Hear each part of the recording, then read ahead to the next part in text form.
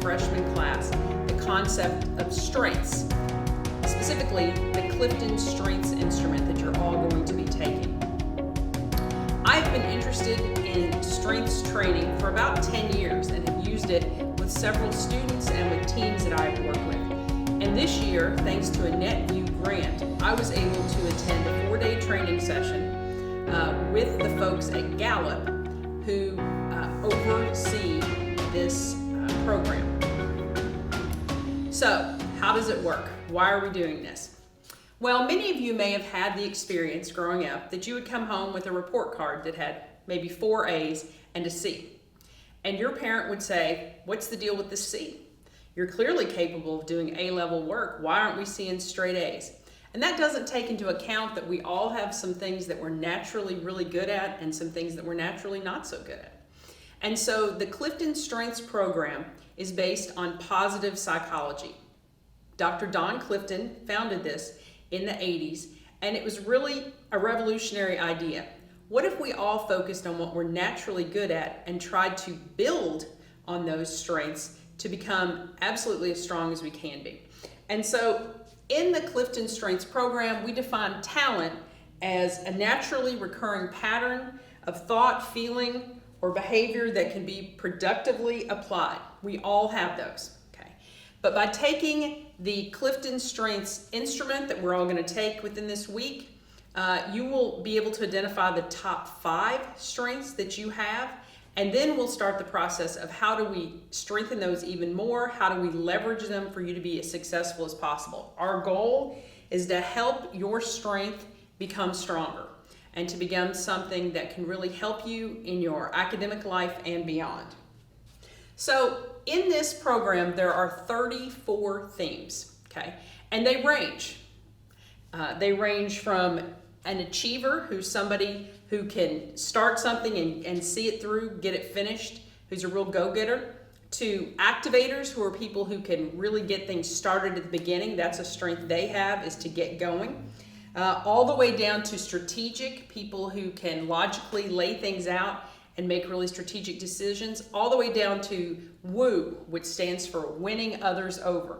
In between those, there's learners, people who love to learn and bring that, people who are great communicators, people who have outstanding discipline to get things done, people who are strong in competition, so they measure themselves against other people, people who have focus, they have that laser-like ability to focus on something. And futuristic is another one, where you may be somebody who can imagine what could happen in the future and plan that out. Again, 34 themes. And when you take the instrument, you will be able to identify your top 5. Now, we'll only tell you your top 5 because that's what we're focusing on. We do not tell students the bottom ones of the 34 because many of us are trained to look at what we perceive we're not as good at, and to put tons of energy on that. Positive psychology says that putting our energy on the things we already naturally have some talent and ability in is a better use of our time and energy. And so that's what we're working from this year. So let me tell you a little bit about the guiding principles of StrengthsFinder. The themes are neutral. There are no good or bad themes. So please don't go into this thinking, I don't like my themes. I hope I get this theme or that theme. The instrument will simply reveal the 5 themes that you already have significant strength in, and we'll really look at those. Themes are not labels. Humans are really complex, as you know. So there's no way that we could say, that Shane, all she is a learner. That's one of my strengths.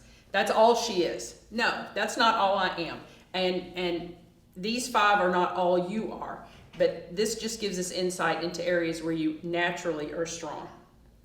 One of the guiding principles is that we want to lead with positive intent, and that is appreciating the strengths that other people may have, and even partnering with them to something you don't have, maybe they do have. The differences really are advantages. So if we had a group of people and we all had the same 5 strengths, which is statistically very unusual, almost impossible, there are millions of combinations, we would not be as strong as if we had a group that had some different strengths, because then we could play off of each other.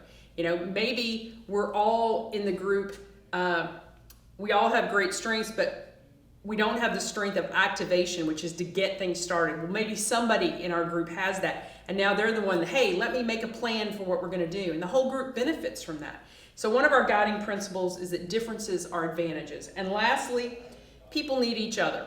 So no matter what strengths you're bringing, how strong you are, how you're able to leverage those, you still are in a better position if you are able to connect with other people and leverage their strengths as well. It just builds a much stronger team or a group, or even as an individual. It can really help you be more successful if you're able to identify people who have strengths you don't have. You can learn from them and also use their strengths to your advantage. What about the concept of weakness? People always ask about this, but Gallup defines weakness as something that gets in the way of success. It's that simple. So if you have an area in your life and it is getting in the way of your success, then at that point it is a weakness. But we are not looking at these as strengths and weaknesses. We are going into this looking at strengths. So what we're going to do next is you're going to take the instrument. You're going to get a code, and you're going to need about 30 minutes to take the instrument. Now, I would ask you to take it when you're in a good frame of mind, when you're not rushed, when you're not stressed, when you're not sleep deprived. Just take it at a normal time. Give yourself 30 minutes in a private place to take the instruments and just answer the questions honestly. Then I would like you to print 2 copies of the instrument. One is for you. You're going to work on it. One is for your KW 101 teacher. We want them to know what your 5 strengths are so that they can begin to help you leverage those. I'd like you to carefully read through the report. There will be things that jump out at you that you'll say, yes, this is totally me. There'll be other things you're like, I don't know about this. There may be some things you're like, no, this doesn't feel true for me right now.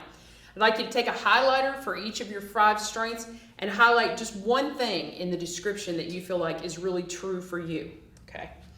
And then I would like you to look at your daily life and start to see examples of these strengths.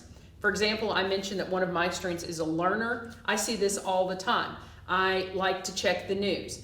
I like to, if someone mentions a book they're reading, then I'm interested in reading it. If I hear of a new idea, I want to learn about it. If I hear a word that I don't know the meaning for, I want to look it up. So I like to learn. It really gets me excited and energizes me to be a learner. And I see that through my daily life. So I want to ask you in the next couple of weeks to really reflect on your 5 strengths and think about, where am I seeing these crop up in my life? I think you'll be surprised, pleasantly surprised, at the number of times you see each of them pop up and you realize, wow, these really are inherent to me, natural, feel good.